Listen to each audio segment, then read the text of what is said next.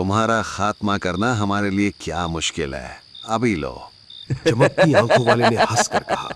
साथ ही उसने हाथ में पकड़ी हुई बंदूक टार्जन की तरफ कर दी और फिर अचानक जंगल में जोरदार धमाके और इंसानी चीख से बुरी तरह गूंज उठा। मंकू की आंख भी अचानक ही खुल गई थी। झोंपड़ी में टार्जन को ना पाकर वो जल्दी से उठ बैठा था। अरे, ये सरदार कहाँ चला गया?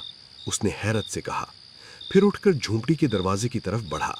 झोंपड़ी से कुछ फासले पर बहुत से इंसानी साए देखकर वो बुरी तरह से चौंक उठा।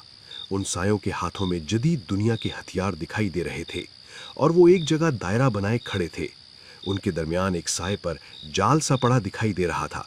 जरा सी कोशिश से मंकू ने पहचान लिया कि जिस शख्स पर जाल पड़ा हुआ है और जिसे सायों ने घेर रखा है वो सरदार टार्जन है।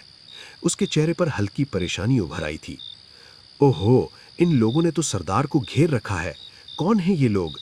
फिर ये कि उस पर किसी की नजर न पड़ जाए, वो एहतियात के साथ झोपड़ी से निकलकर झोपड़ी के साथ साथ चलता हुआ एक दरख्त की तरफ बढ़ा और निहायत तेजी से उस दरख्त पर चढ़ता चला गया।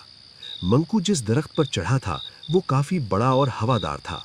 उसकी बड़ी बड़ी शाखें इस हद तक फैली हुई थीं कि जिस जगह सायों ने टार्जन को घेर रखा था, मंकू उनके ऊपर आसानी से पहुंच गया और फिर वो टार्जन और उन लोगों की बातें सुनने लगा।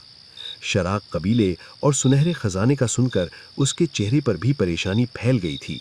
और फिर जब जाल में फंसे हुए टार्जन के करीब खड़े साए ने टार्जन पर गोली चलाने के लिए उस पर बंदूक तानी तो मंकू बेचैन हो गया और उसने अचानक उस शख्स पर छलांग लगा दी। इस शख्स के मुंह से एक जोरदार चीख निकली और उसके हाथ में मौजूद बंदूक से गोली भी चल गई, जिससे जंगल जोरदार धमाके और उस शख्स की चीखों से बुरी तरह गूंज उठा था।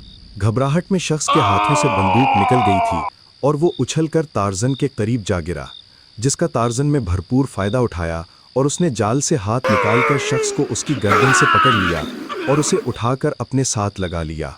टार्जन ने उस शख्स की गर्दन मजबूती से अपनी गिरफ्त में ले ली थी, जिसकी वजह से उसके मुंह से दर्द भरी चीखें निकल गई थीं।